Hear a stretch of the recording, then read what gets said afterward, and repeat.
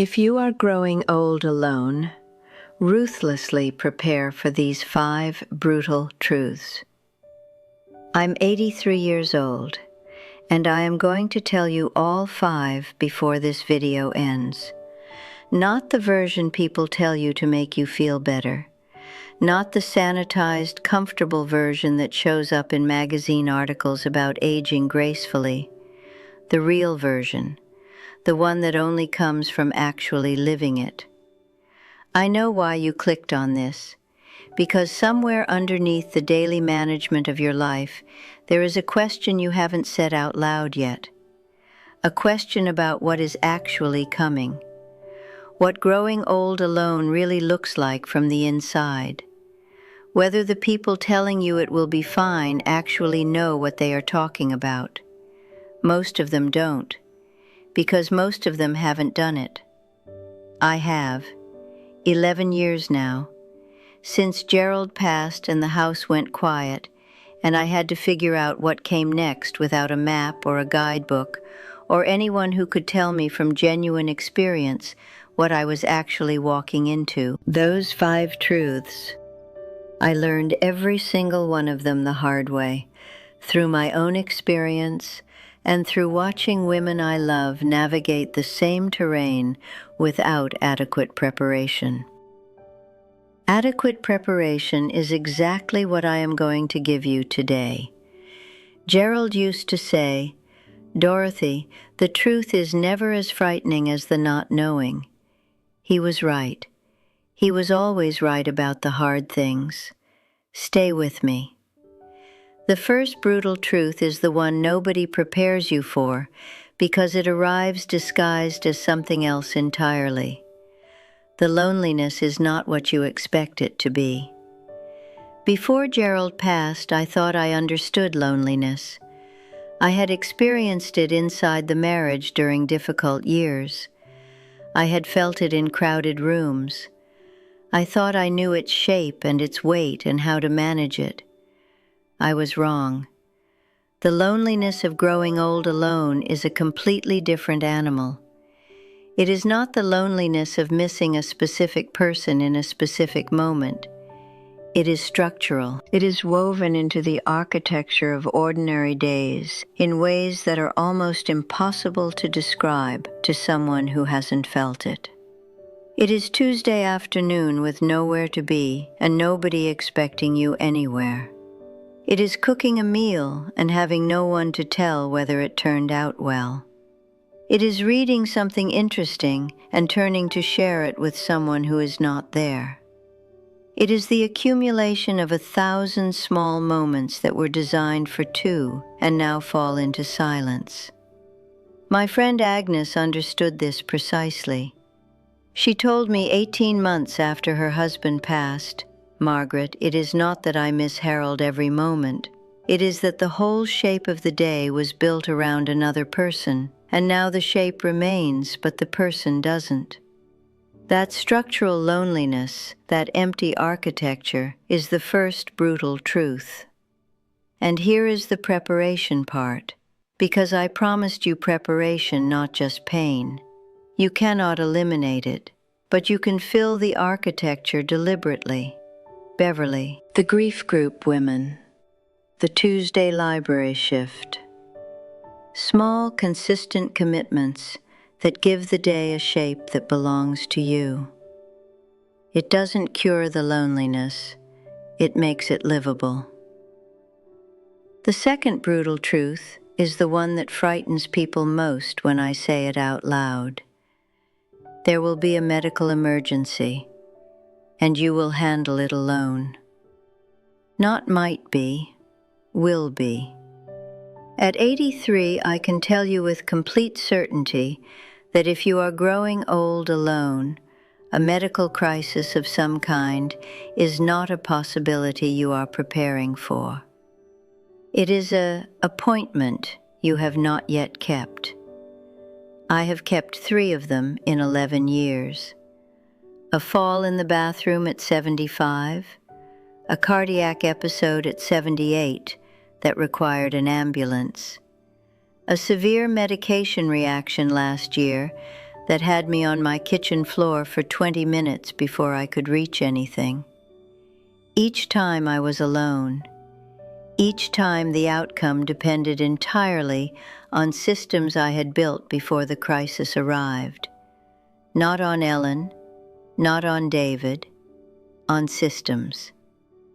My friend Cecilia had no systems. I told you about her before.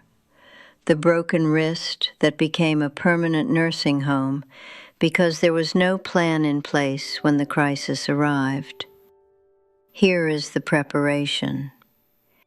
And I need you to hear this part as clearly as the truth that preceded it. The medical alert device is not optional. I know how it looks. I know what it feels like to put it on for the first time. I wore mine for 2 weeks before I stopped being self-conscious about it. It answered when I was on that kitchen floor last year, in 20 minutes that felt like 2 hours. Build the medical system before you need it. Sandra, the patient advocate. The alert device. The updated healthcare directive. The neighbor who knows where your spare key lives. Build it now. While it is still a choice and not a crisis. The third brutal truth is the one that surprised me most. Because I considered myself a practical woman who had thought carefully about most things. The paperwork will defeat you if you let it. Not dramatically, not all at once. But growing old alone means there is no second person to catch what falls through the cracks. No Gerald noticing the insurance renewal sitting unopened on the counter. No one remembering that the property tax deadline is next Tuesday. No one asking whether you called the doctor back about those test results. Every administrative detail of your entire life lands on one desk, yours, permanently. In the first 2 years after Gerald passed, I missed a Medicare enrollment window that cost me a permanent penalty on my premiums. I let a small water leak go unaddressed for 3 months because I kept meaning to call someone and kept not calling.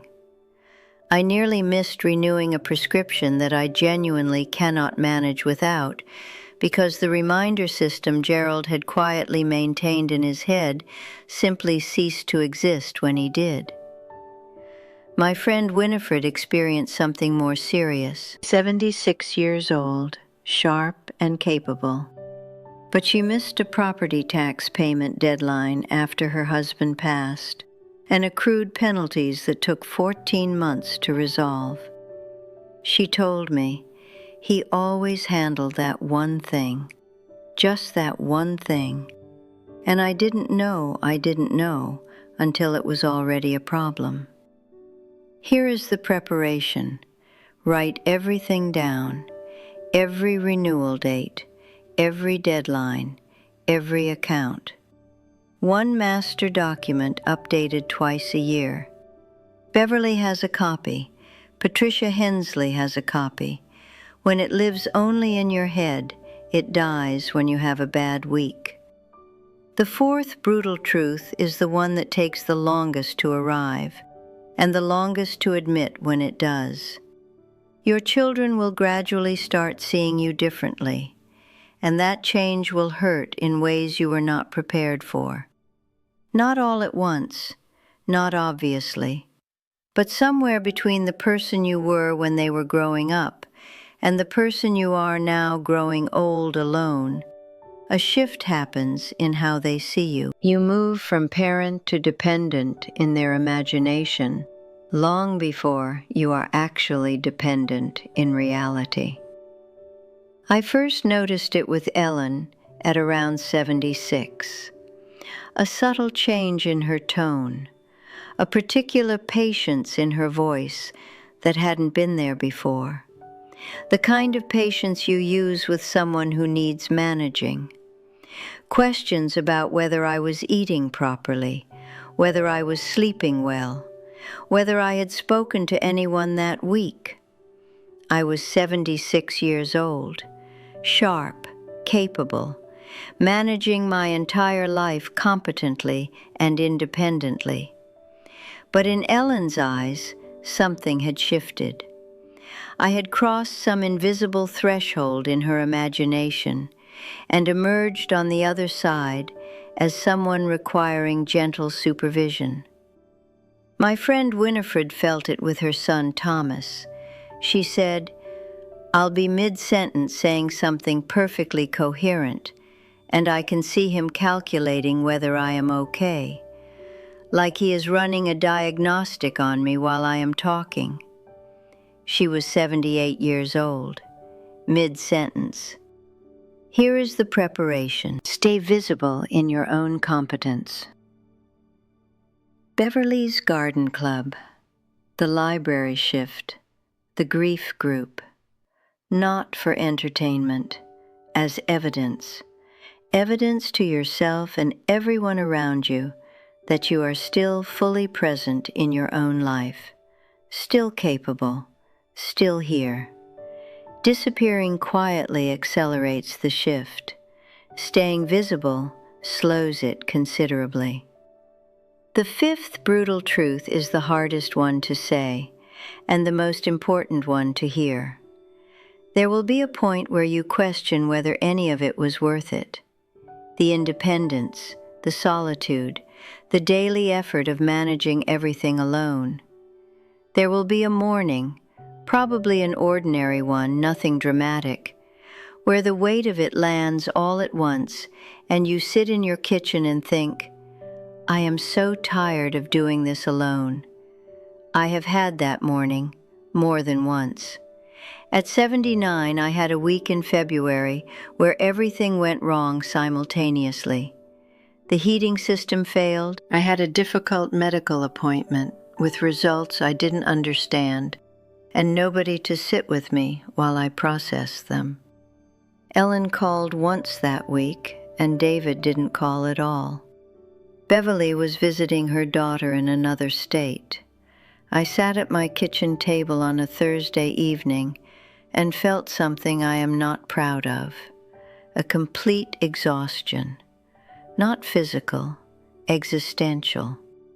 The tiredness of being the only person responsible for every single thing for 7 years straight. I thought, maybe they were right. Maybe this is too much. Maybe I should have taken David's spare room when he offered it. I sat with that thought for a long time. Then I got up, made tea, wrote 3 things in my notebook that I had managed well that week, despite everything going wrong. The heating repair I had handled myself. The medical questions I had written down and sent to Sandra.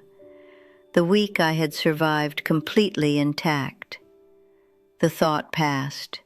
It always passes. But I will not pretend it doesn't come, because it does. And knowing it comes, knowing it is normal and survivable, is itself a form of preparation. That is the 5th brutal truth. I want to talk about preparation one more time, because I have given you 5 brutal truths, and I do not want you to leave this video feeling only the weight of them. Each truth has a preparation.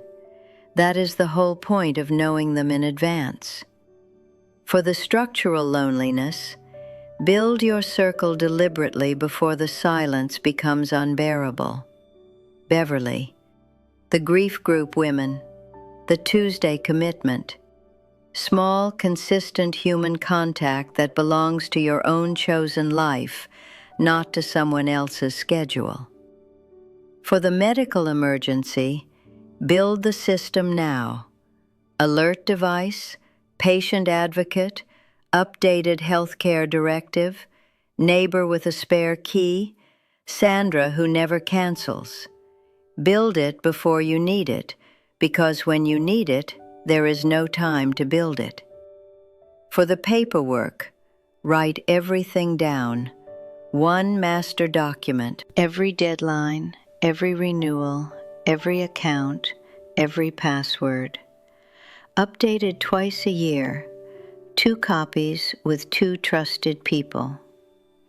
For the shift in how your children see you, stay visible in your own competence.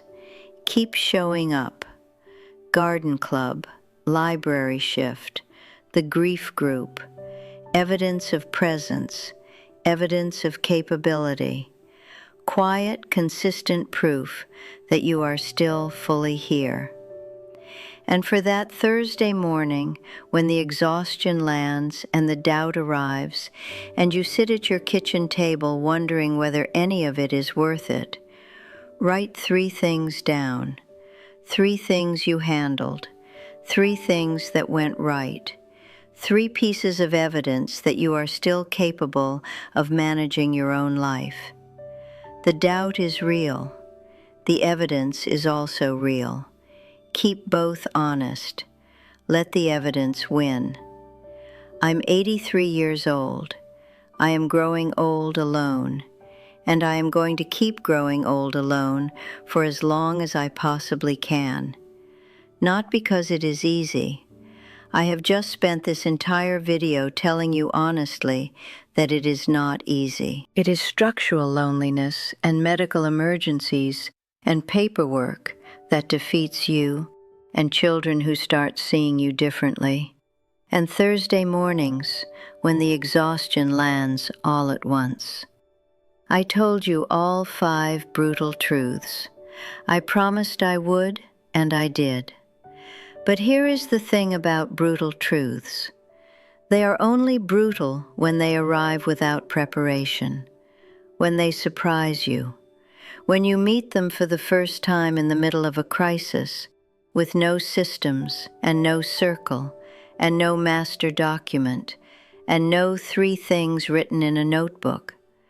When you have prepared, when you have Beverly and Sandra and Patricia Hensley and 7 women who answer at midnight and a medical alert device and 1 page on the first Monday of every month, the brutal truths become simply the truths, manageable, expected, survivable. I am 83 years old. I have survived every single one of them, not gracefully every time, not without difficult Thursday mornings, not without sitting at my kitchen table occasionally wondering if Gerald was watching and whether he was proud of how I was doing. I think he is. I have to believe he is. I am still here, still myself, still free, still the woman who chose forest green shutters in 1974 and never quite apologized for any of it. Prepare ruthlessly, live fully, choose yourself every single day. If this reached something true in you today, please like this video and subscribe. And if you want to sit with me again, I will be here.